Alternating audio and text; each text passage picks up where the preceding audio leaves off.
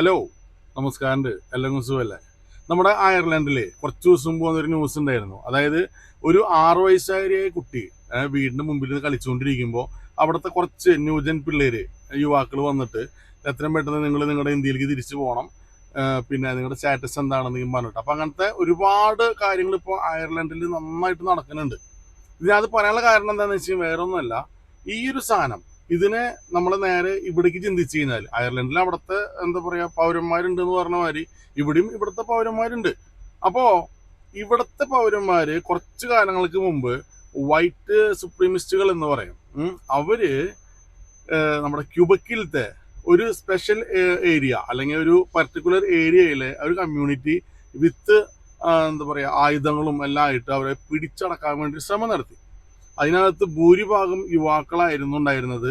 അത് നമ്മൾ നാസിസം, അതായത് നിയോ നാസിസം, ന്യൂ നാസിസം എന്നുള്ള സാധനത്തിനെ നിയോ എന്ന് പറയാം. അപ്പം നിയോ നാസിസം എന്നുള്ള ലെവലിൽ അതിനെ എടുത്തിട്ട് നല്ല രീതിയിൽ ഗ്രൂപ്പുകളൊക്കെ ഉണ്ടാക്കി അവർ ട്രെയിനിങ് കൊടുത്തു. അങ്ങനെ എല്ലാം ചെയ്യുന്നതിൻ്റെ ഏറ്റവും ലാസ്റ്റ് ടൈമിൽ ഗവൺമെൻറ് അത് മോണിറ്റർ ചെയ്ത് അവരെ കറക്റ്റായിട്ട് ട്രാക്ക് ചെയ്ത് അവരെ പൊക്കി അറസ്റ്റ് ചെയ്ത് പിടിച്ച് വന്നപ്പോൾ നോക്കിയപ്പോൾ ഇവിടുത്തെ ഡിഫൻസിൽ വരെ ഉള്ള അടിപൊളി നല്ല വെള്ളക്കാരൊക്കെയാണ് അതിൻ്റെ പുറകിലുള്ളത്.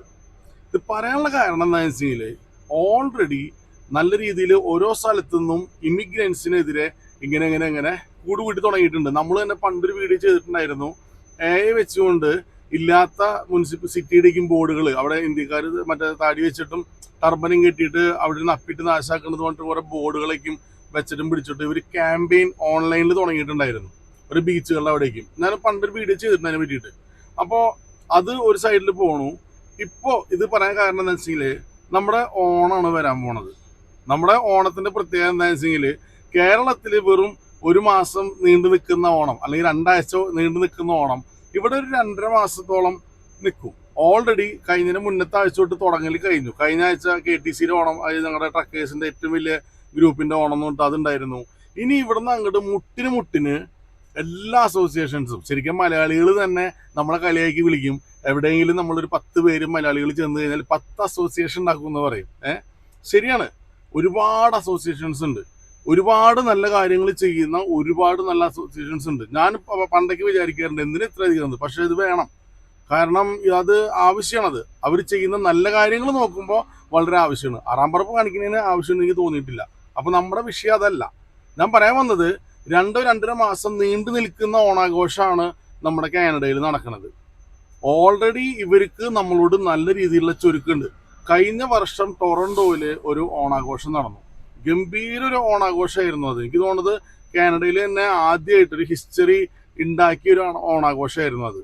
ആ ഓണാഘോഷം എല്ലാം കഴിഞ്ഞതിന് ശേഷം ഒരുപാട് നമ്മുടെ സോഷ്യൽ മീഡിയയിൽ റീൽസായിട്ട് വെള്ളക്കാരുടെ ഇടയിലും നമ്മുടെ ഇന്ത്യൻസിൻ്റെ മലയാളികളുടെ ഇടയിലേക്ക് കുറേ റീൽസ് ഇറങ്ങി. അതായത് ഓണം നല്ല ഗ്രാൻഡായിട്ട് ആഘോഷിച്ചു. ഏറ്റവും അവസാനം നമ്മുടെ ഓണത്തല്ലുണ്ടല്ലോ, ഈ ഓണത്തല്ല് നമ്മുടെ ഈ കുട്ടികൾ തമ്മിൽ അങ്ങോട്ടും ഇങ്ങോട്ടും മുണ്ട് പറിച്ചടിയും കാര്യങ്ങളൊക്കെ ആയിട്ട് ആകെ ലംബായി.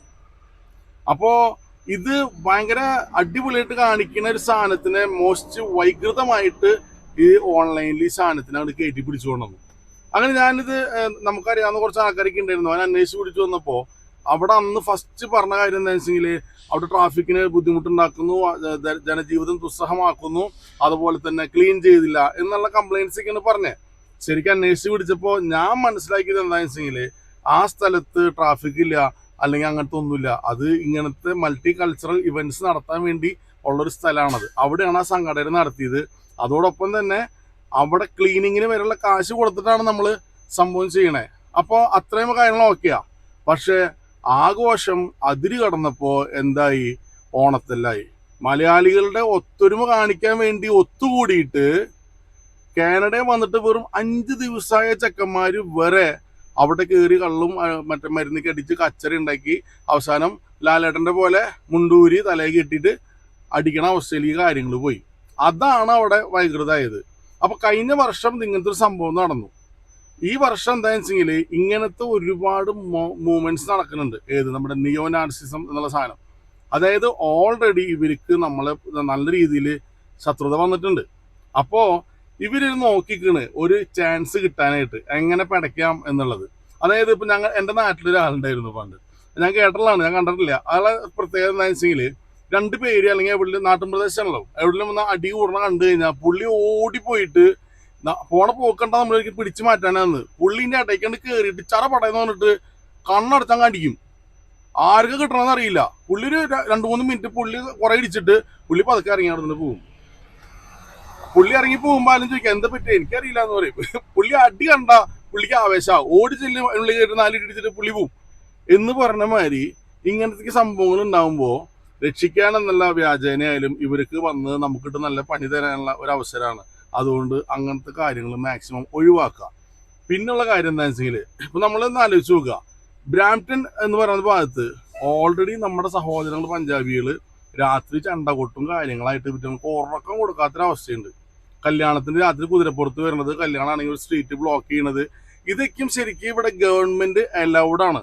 അതായത് ഇപ്പൊ നമ്മുടെ നാട്ടില് നിങ്ങൾ ആലോചിച്ച് നോക്കുക, നമ്മുടെ നാട്ടില് ഈ ബംഗാളികൾ വന്നിട്ട് അവരുടെ ഒരു ഉത്സവം നടത്താണ്, ഒരു വല്ല പൂജയോ അല്ലെങ്കിൽ അവരൊരു ഫെസ്റ്റിവല്. അപ്പൊ അവര് പോലീസിൽ പോയിട്ട് പറയണം ഞങ്ങൾക്ക് ഇങ്ങനെ സംഭവം ഉണ്ട്, ആ റോഡൊന്ന് ജസ്റ്റ് ഒന്ന് ബ്ലോക്ക് ചെയ്ത് തരണം. അപ്പൊ അത് പോലീസിന്റെ ഇതാണ്. നമ്മുടെ രാജ്യത്ത് ഇങ്ങനത്തെ കാര്യങ്ങൾ ചെയ്യാനായിട്ട് നമ്മുടെ സംസ്ഥാനത്ത് ഒരു പെർമിഷൻ കൊടുക്കാനായിട്ട് ഇന്ന വഴിക്ക് പോയി കഴിഞ്ഞാൽ പെർമിഷൻ കൊടുക്കണം. അത് തന്നെയാണ് അവർ വന്ന് ചോദിക്കണേ. അപ്പൊ നമ്മൾ പെർമിഷൻ കൊടുക്കും. അത് കഴിഞ്ഞിട്ട് നമ്മൾ കിടന്ന് ഉറങ്ങുമ്പോഴോ തമ്പോട്ട് പടക്ക കൊണ്ട് അടിച്ച് ബഹളം ഉണ്ടാക്കിയിട്ട് ഇതാക്കണേ.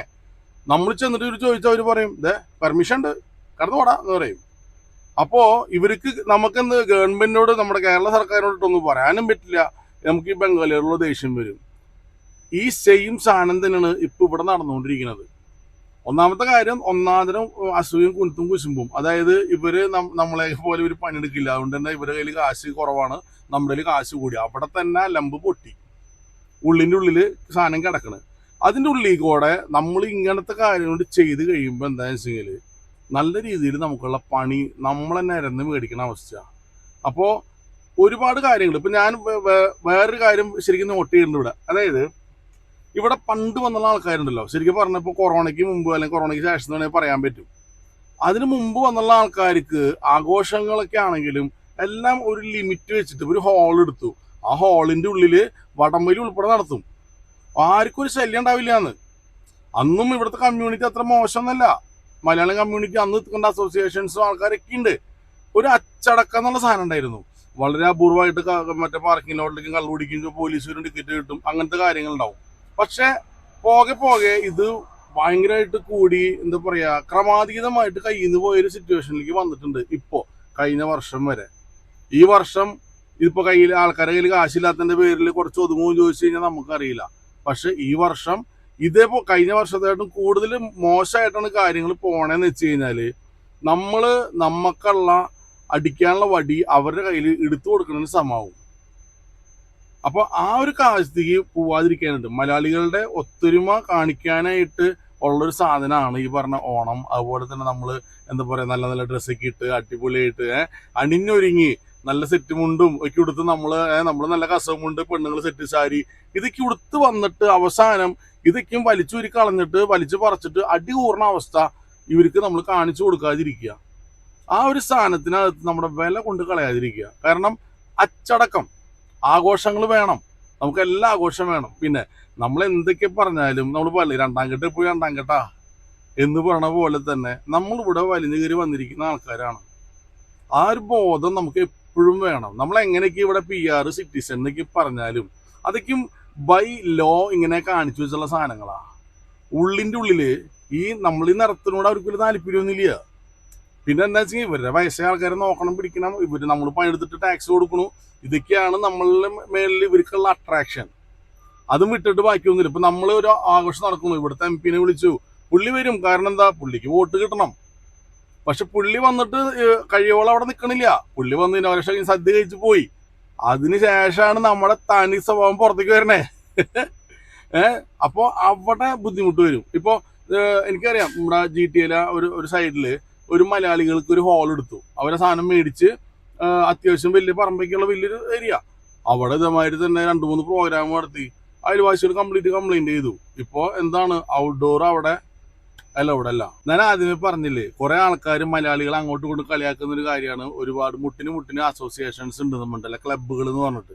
ശരിക്കും പറഞ്ഞു കഴിഞ്ഞാൽ ഈ അസോസിയേഷൻസ് സത്യം പറഞ്ഞാൽ ആവശ്യമുള്ളതാണ്. കാരണം നമ്മുടെ ആൾക്കാർക്ക് ഒരു തട്ടുകേട് പറ്റി കഴിഞ്ഞാൽ അങ്ങോട്ടും ഇങ്ങോട്ടും സഹായിക്കുന്നത് ഈ ആൾക്കാരൊക്കെ തന്നെയാണ്. ഈ കളിയാക്കുന്നവരും പോയിട്ട് അവിടെ പോയിട്ട് അവർ സഹായം മേടിക്കും. അത് അവിടെ ഇരിക്കട്ടെ. ഞാൻ പറഞ്ഞു വന്നത് ഇതൊക്കെയും അസോസിയേഷൻസൊക്കെ നമ്മൾ വെക്കണതിന് വേണ്ടിയിട്ടാണ്. നമ്മുടെ ഒരു ഒത്തൊരുമയും എല്ലാം നമ്മൾ ആ ഒരു മുന്നോട്ട് കൊണ്ട് ആ ഒരു ഊഷ്മളതയല്ലേ, ഈ ഊഷ്മളത ഒരിക്കലും ചോർന്നു പോകാത്ത രീതിയിൽ നല്ല രീതിയിൽ എല്ലാവരും ഓണം ആഘോഷിക്കണം. ഞാനും 2-3 ഓണാഘോഷങ്ങളിൽ കിട്ടുന്ന കറങ്ങി കിടക്കുന്നുണ്ടാവും. അപ്പോൾ നമുക്ക് ഓണൊക്കെയായിട്ട് അടിച്ചു പൊളിച്ച് കാണാം.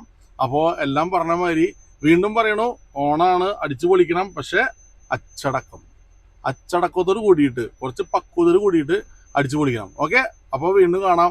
ഒരിക്കൽ കൂടി എല്ലാവർക്കും സമ്പൽ സമൃദ്ധിയുടെ ഒരു അടിപൊളി ഒരു ഓണം. ഓക്കെ, ശരി എന്നാൽ.